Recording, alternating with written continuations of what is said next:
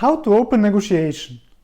I'm sure you asked yourself many times what's the reasonable first offer that won't offend your counterparty and break the negotiation, but that will at the same time pave the way to your desired target price. The most obvious answer is it depends. However, in this video we will go beyond obvious and try to be more concrete. Let's go!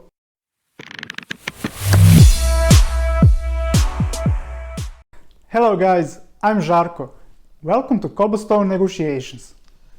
To respond to this question, the first thing I need to know is how well are you informed about the subject matter? And even more important is, are you better informed than your counterparty? If the response to my second question is no, then my first advice is dig deeper and do not allow yourself the luxury of going into a gunfight with a knife. That's how it usually looks like when you enter negotiation underinformed. However, if you're a novice facing a professional, then you do not have much choice, do you? You can't wait until you improve your game or the opportunity would slip through your fingers.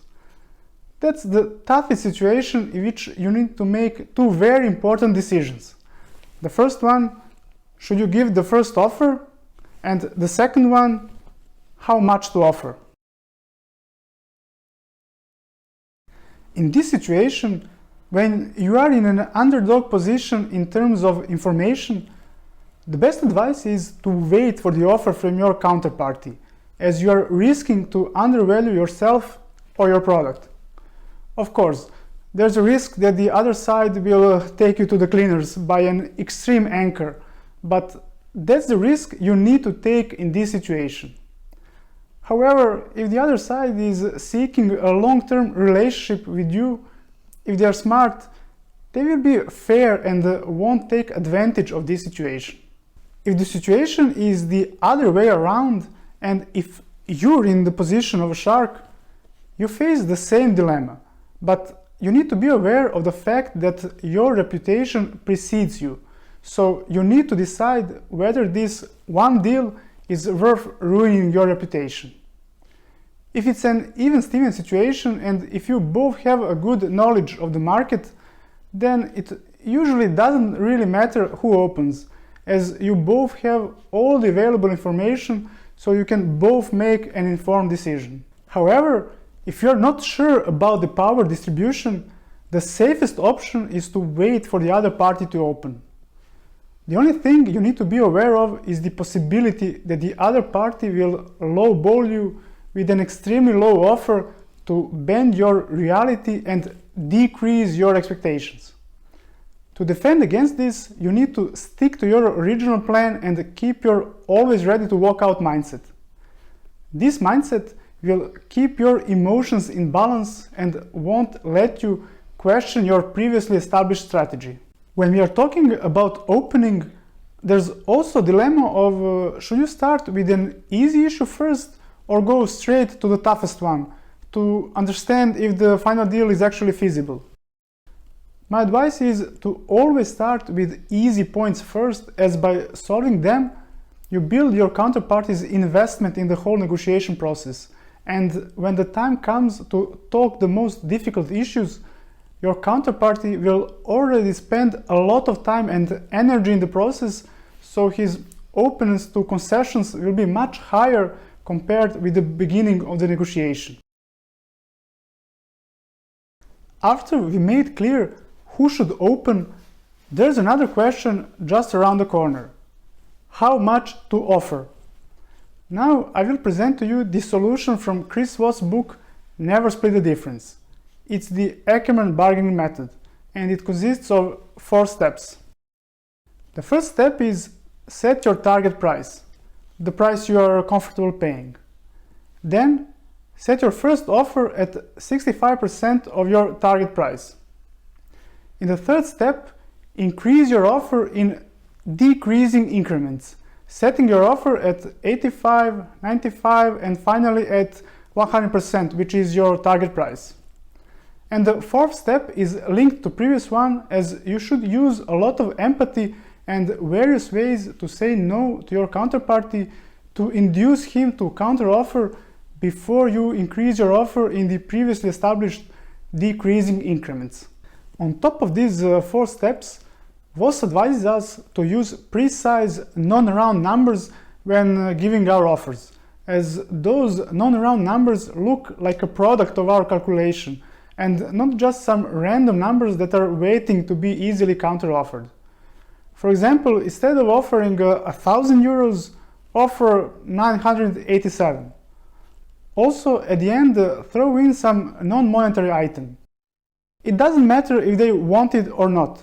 With this move, you are telling the other side that you have reached your limit in terms of price. So you are trying to bridge the gap with whatever else you have. You're basically telling them, do not count on more money from me. That's all I can offer. This system works because it has incorporated several, for the negotiation, important psychological tactics: reciprocity, extreme anchors, loss aversion, and so forth. Here's what I mean. When we talk about extreme anchor, with your first offer of only 65% of your target price, you are shaking your counterparty's confidence and his game plan.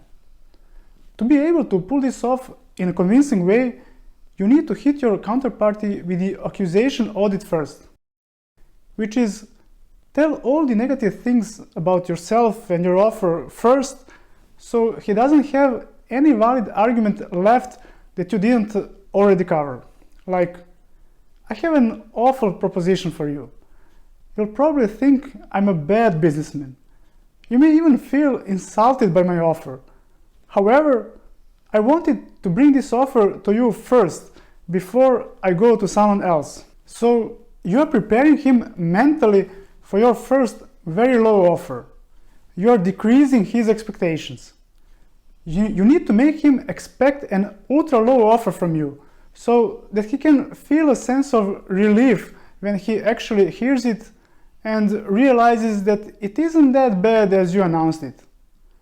Moreover, with that you change their perception of your offer and trigger the loss aversion effect. The message you are passing is, I'm not insulting you with this offer, but actually giving you an opportunity to jump at this better something than nothing offer, or else you will lose it to someone else. Afterward, you need to be creative and say no to their counter-offers without actually saying it. These different ways of saying no would be just an intro to your pre-planned concessions, which are increases in your offer in decreasing increments. Moreover, your concessions will trigger in your counterparty the sense of needing to reciprocate. In my opinion, this Ackermann method has a lot of valuable concepts.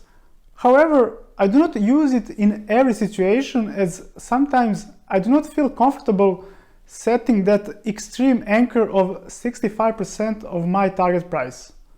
Pay attention here. It's not 65% of the listing price, but of your target price, which is by definition already lower than the listing price.